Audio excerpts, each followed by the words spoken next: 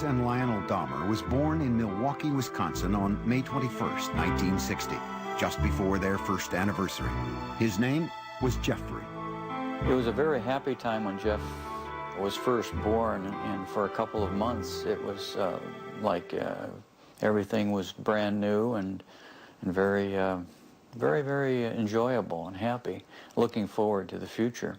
While Jeff's father pursued his chemistry degree, Jeff grew into a bright and loving child. He was very exuberant. He liked to wrestle. He liked to run around and ham it up for the camera.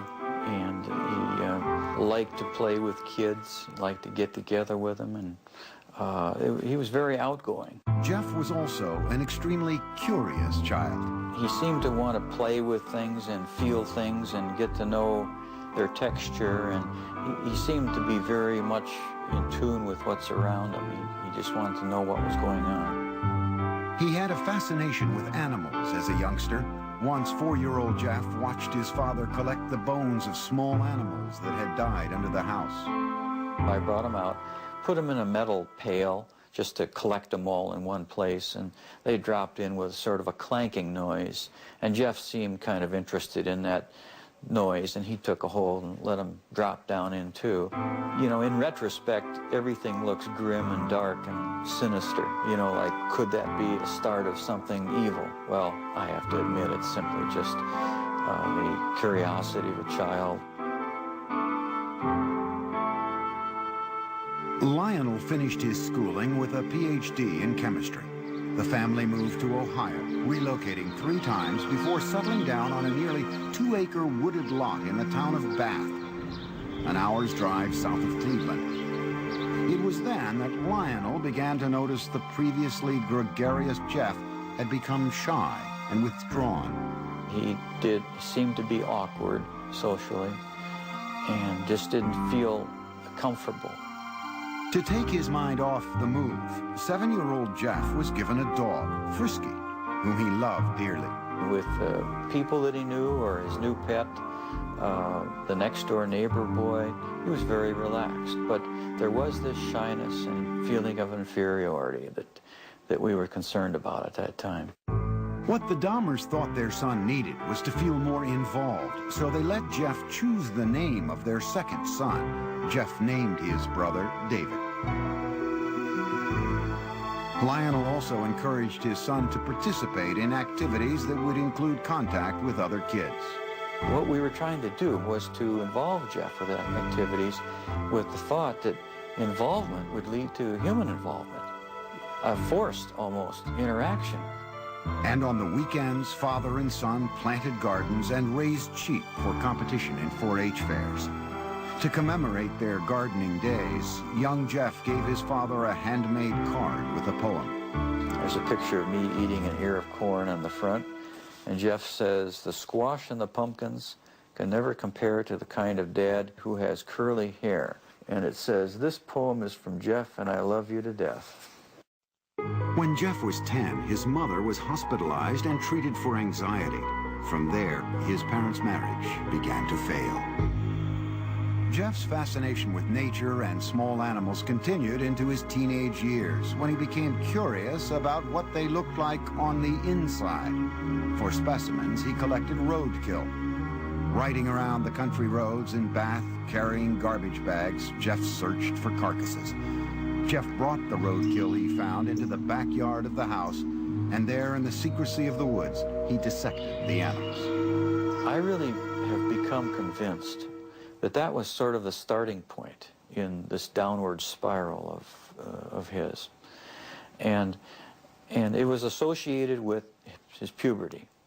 And when you have hormones kicking into this terrible mixture, what he's doing, he's investigating insides of animals. And his sexuality was developing at the same time. Teenage Jeff was discovering that he felt sexually attracted only to men. But the thoughts of sex with men became interlocked with fantasies of killing another man and dismemberment. The fantasies excited him, but they were unspeakable. I think it was around age 14 or 15. Started having obsessive thoughts of violence intermingled with sex. And it just got worse and worse. I didn't know how to tell anyone about it, so I didn't. I just kept it all inside.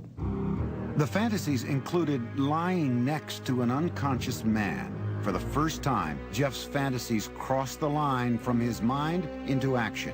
He devised a plan. He would knock out a local jogger with a bat and lie next to him. On the day he opted to wait for his victim, the jogger didn't run by. He never attempted the clubbing a second time. As he entered high school, his sexual fantasies traumatized him. To escape, he began drinking. On the way to classes in the morning, he would fill up a cup with hard liquor at a friend's house. And I remember sitting next to him in a first period, I believe, history class, and he had a styrofoam cup of scotch, I believe it was scotch. I remember saying, "Jeff, what is that?" And he threw his head back and he shook it and he said, "It's my medicine." But clearly he was getting drunk at 8 o'clock in the morning. At home, Jeff was watching his parents' marriage dissolve. When their bickering escalated to open fighting, he retreated to the forested backyard, slapping tree trunks with sticks. I'd leave the house, go out in the woods and sulk, brooding, wondering why they had to have such a rough relationship. He remained aloof with few interests and no close friendships, but he still seemed to have a sense of humor. On the high school tennis team, Jeff spent most of his time goofing around rather than playing a serious game. But more often than not, the jokes were at Jeff's expense. He gained a reputation as the class clown. Acting out in a bizarre or unexpected manner became known at his school as, quote, doing a Dahmer. All of a sudden, you'd be walking down the hall and you'd hear someone yelling and hollering and running through the hallway, and it's Jeff Dahmer in the middle of the day, running, flapping his arms, yelling, hurricane drill, everybody hide. At one point, Jeff collected money from classmates in exchange for a show at the mall. And a woman is handing out samples of sunflower seeds, and Jeff is taking one, and then another, and being very polite, like he always was, and then just spits them out all over the place, and starts yelling at the top of his lungs, "I'm allergic, I'm allergic, I'm allergic," and runs away. During his junior year, Jeff went along on a school-sponsored trip to Washington, D.C. And Jeff said, "I have an idea, let's go see the vice president." And we sort of all laughed and said, "Yes, sure, the vice president." Jeff went to a payphone. When he returned, he announced that they would be seen in the office of Vice President Walter Mondale in 2 hours. He had explained that we were high school students from Ohio working on our school newspaper, and we were in town for a week, and could we come and talk to someone in the vice president's office? His slick talking worked. Dahmer had gotten his classmates inside the executive office building to meet with Mondale. In the classroom, Jeff was something of a model student. Very polite to adults, dressed very nice, very respectful to teachers. Did his work. He could be an A student if he wanted to. Other times he would fail a class because he had no interest. He could be very polite with very good manners. Yes, sir. No, sir, when he spoke with teachers. He was perfecting his ability to fool authority figures. But as time went on, Jeff became less interested in his performance at school.